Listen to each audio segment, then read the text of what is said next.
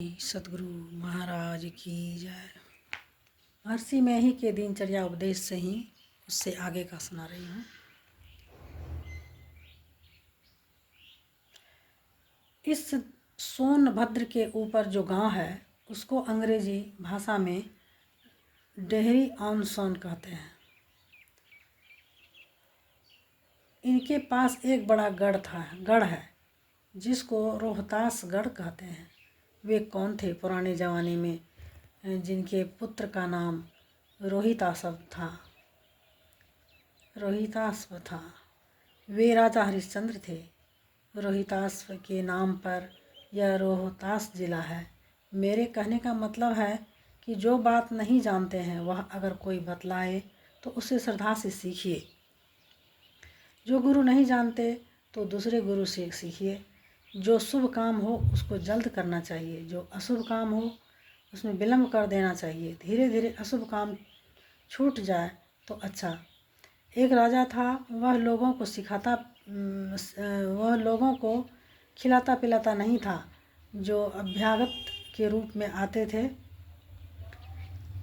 उसको अनजान जानकर अपने यहाँ नहीं रहने देता था। यह पाप उससे हो जाता था। एक दिन उसके यहाँ एक साधु बाबा आए। उस राजा ने उन साधु बाबा से पूछा, मैं मरूंगा तो कहाँ जाऊंगा? साधु बाबा ने कहा कि प्रत्यक्ष देखना चाहते हो अथवा सुनना चाहते हो? राजा ने प्रत्यक्ष रूप में देखना चाहा। साधु बाबा ने कहा, आंखें बंद करो। राजा ने आंखें बंद की तो देखा कि घोर अंधकार है। उसमें चलते चलते उसने निष्ठा देखी। चलते चलते उसने विष्ठा देखी। वह देखकर उसको बड़ा कष्ट हुआ। साधु बाबा के आदेश से उसने आंखें खोली। बाबा ने पूछा कि वह स्थान कैसा था, देखा तुमने? उसने कहा, जी हाँ देखा। वह स्थान, वहाँ तो बड़ा कष्ट है, वहाँ बहुत विष्ठा पड़ी हुई थी। बाबा ने कहा कि मरने के बाद तुमको वहीं जाना पड़ेगा और विष्ठा को खानी पड़ेगी। राजा ने पूछा, कोई ऐसा उपाय है जिससे वैसे स्थान में नहीं जाना पड़े? अगर ऐसा उपाय है तो कृपा करके बता दीजिए। साधु बाबा ने कहा कि इसका उपाय है, और वह यह है कि अपने पुरोहित की कन्या को बिना उससे पूछे अपने घर ले जाओ और उसको अच्छी तरह रखो, जाने मत दो।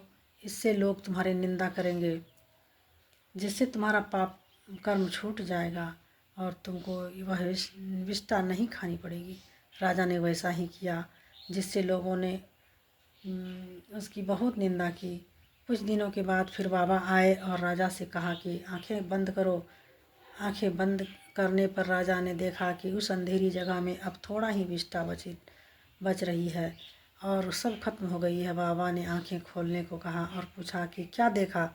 राजा ने कहा कि अब थोड़ी सी विष्ठा बच रही है। साधु बाबा ने कहा कि एक महात्मा ने तुम्हारी निंदा नहीं की, इसलिए थोड़ी सी विष्ठा बची रही, उतनी तो तुम्हें खानी ही पड़ेगी।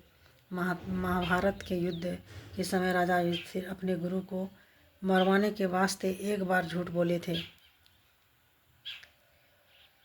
गुरु को मरवाने के वास्ते एक झूठ बोले थे, उसका पाप उनको लगा था। मेरे कहने का मतलब है कि युधिष्ठिर के समान होने पर भी पाप हो जाता है। कोई आपकी निंदा करे तो उकताइए नहीं। श्री सतगुरु महाराज की जय।